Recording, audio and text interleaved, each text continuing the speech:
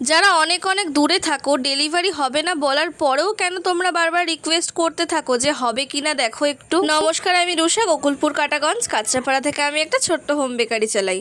আমি প্রত্যেকটা সময় সবার মেসেজের রিপ্লাই করি। এবার তুমি একাই যদি অযথা কিছু মেসেজ করো যেগুলো দেখলেও মানুষের মাথা গরম হয়ে যায়, সেগুলো রিপ্লাই করতে করতে যাদের প্রকৃত কেকের প্রয়োজন তাদের রিপ্লাই করে ওঠা হয় না।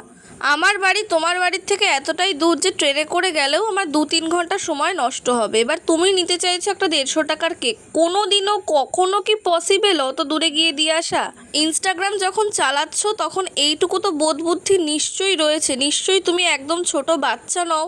আমি কারণ মেসেজের কখনো ইগনোর করি না। এবার তোমরা যদি এরকম মেসেজ করতে থাকো তাহলে কিন্তু আমাকে মেসেজ ইগনোর করতেই হবে, কিচ্ছু করার নেই। প্রথমেই লোকেশানটা বলতে হবে, সমস্ত কথা বলবে, লোকেশান জিজ্ঞাসা করতেই থাকবো 2-3 বার করে, লোকেশানটা কিছুতেই বলবে না। অর্ডার দিয়ে লাভ কি যদি তুমি কেকটা হাতেই না পাও? তোমাদেরকে তো এটা বুঝতে হবে না যে তুমি একা নাও, এরকম রোজ 10 জন ওয়েট করে রিপ্লাই পাওয়ার জন্য, এবং আমি সেটা সময় মতো দিয়েও দিই। এবার তুমি যদি অযথা কথা বলে সময় নষ্ট করো, তাদের রিপ্লাইটা কখন করি বলো তো? যাদের সাধ্যের মধ্যে দিয়ে আসা সম্ভব তাদের আমি সময় ফ্রি ডেলিভারি করে থাকি, সেটা যত ছোটই কেক হোক না কেন, 150 টাকারই বা কেক হোক না কেন। বাট তোমরা এত অবুঝ কেন?